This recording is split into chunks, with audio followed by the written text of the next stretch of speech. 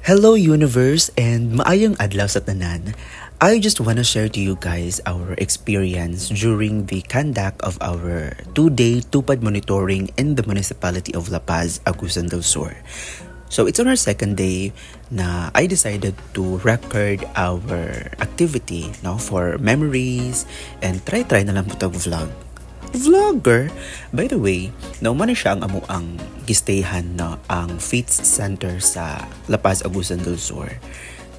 So gamay lang ta nga tour. This is our room. And mo na siya si Aimee, ako ang bestie sa office. Kauban po nato siya sa monitoring. So, limpyo nga mo ang room actually. Very clean. Very neat siya. And here, ga ready na mi. Kay taod-taod mo, biyahe na pod mi. So, by the way, karang naka-violet, mo na siya si Christian, ang tupad coordinator sa La Paz. And katong naka-blue, masyadong klaro kaayo, pero si Sir Paul to siya, abtik ng staff sa Peso. And ayun, before minanglakaw, we had our breakfast. Ang among sudan ana nga time kay egg, sunny side up, and lumpia, with matching kape. And also, while gatanaw-tanaw sa ilahang TV. So, that's Aimee, ang naka-white na girl, and si Christian, ang tupad coordinator sa municipality of La Paz. So, while nangaon mi, nag-story-story pud mi gamay, and then after sa mong pagpangaon, relax ka dali, and then nanggawas na po dayon mi, kay naana daw ang amuang sundo, nga sikad. So, nagsikad mi anak padulong sa poblasyon, sa sityo sa poblasyon. So, outfit check, ready ka ayos John Lord. And then, siya nagsikad mi, padulong sa katong amuang hununganan, stopover, basta kay nagsikad mi, and around 10 to 15 minutes ata siya nga biyahe padulong ka dito sa kulatanan nimo kay gisundo lang manggudpod mi sa taga Sabang, So mo siya ang dalan, makalabay gid ka og palayan kay pasulod naman gid siya, and dili pod daot ang dalan, so chill lang ang amuang ride. And mabantayan niyo diri sa ilang mga balay kay sila gyud halos tanan pataas ang ilang mga balay kay moabot man gidaw diri ang tubig, labi na grabe na gid ang ulan, pila na ka days walay hunong, tumubaha gidaw diri So taud-taud pud ana ni abot na mi dito sa sitio. Wala ka balo, nakalimot ko unsay pangalan ani nga sitio, basta kay diri mi mo hunong maghulat sa katong amo ang driver. Paabot na mo, wala pa man daytong magsundo pod sa amo So nagpaabot na pod mi diri at mga pila ka minuto, mga 20 minutes siguro to before gid ni abot si kuya. So video lang sa tagamay.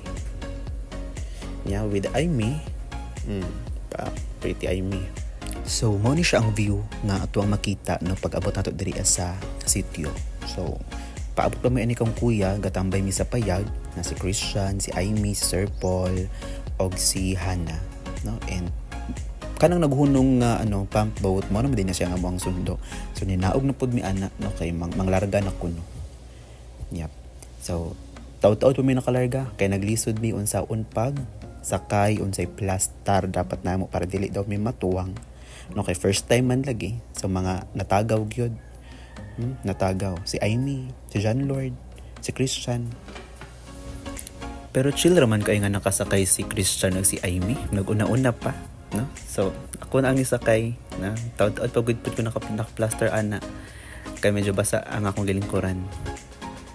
Naglisod pag plaster si John Lord unsaon pag lingkod gyud, and si Hannah din nasa ko ang front. Si Sir Paul ang naa sa pinakauna, kay kapila naman siya nagbalik-balik anin sa Sabang. So ready na siyang matuwang. Huy, basta kay grabe ampo nga dili may mga tuwang lipay, pero kulba siya. Actually kulba siya kay taud-taud pamugod ka makaabot sa Sabang, almost 1 hour siya nga biyahe.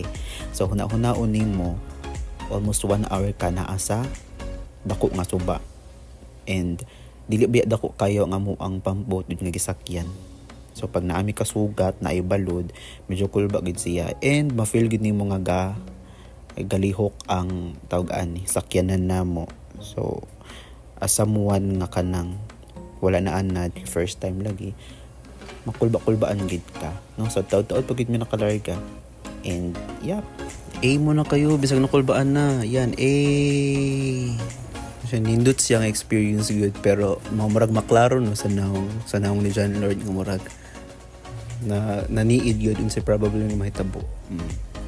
Actually nga time nagunahon ako if ever man gani nga matuwang ni murag makaya ra maglangoy noon pud sa kilid, pero salamat sa Ginoo wag gid taon mi napasagdan. Nakaabot gid taon mi ana og sabang na safe and sound. So actually nice ang experience kay samtang ga adto pud mi ga travel na mi na kay makita nga mga langgam. And napod kay mga makasabayan gid pod na mga ga travel pod. So sige na, enjoy watching the video. Di na ako mag voice over, kapoy man mag voice over. Uy, di lalim. Enjoy watching.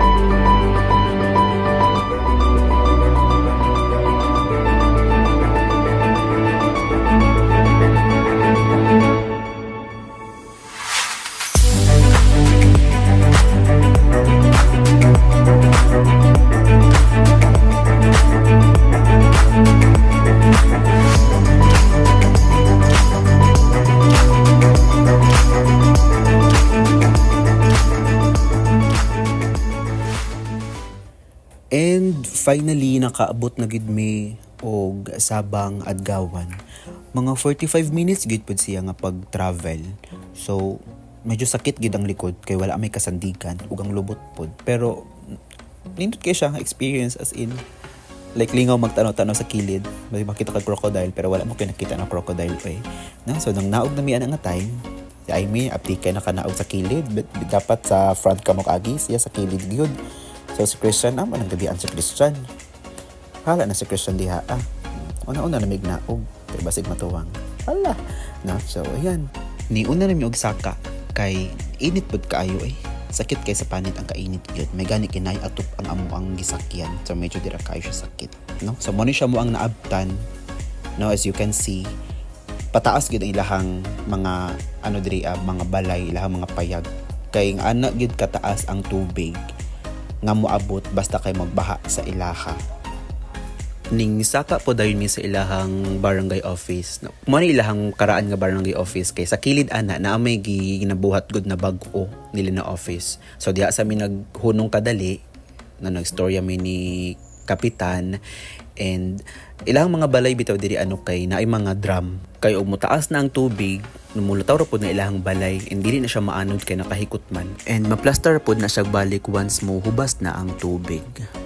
So ning naog na pod dayon mi sa barangay office kay na sila gi-prepare na ilahang tanom dinhi prutas ni siya ang pangalan kay Antemon man ata to no. Weird siya kay kuan. Karon pa mi nakatilaw and iyahang lasa mura siya og melon nga naa siya pagka-avocado nga mura siya og kapayas. Na basta kay mas lami daw ni siya kung hinog na. Kana di magkikina siya hinog.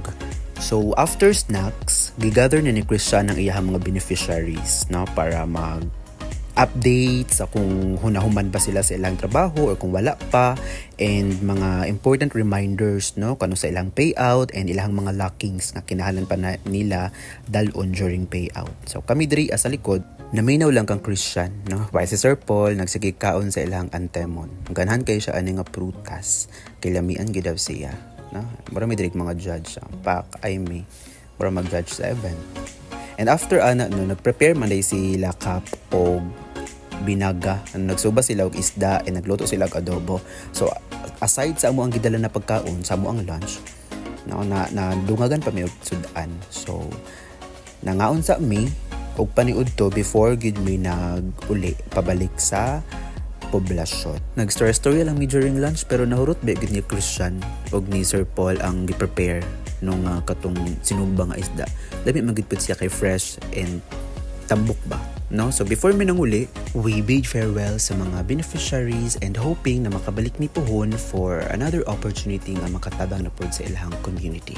So that's it and thank you for watching guys. God bless.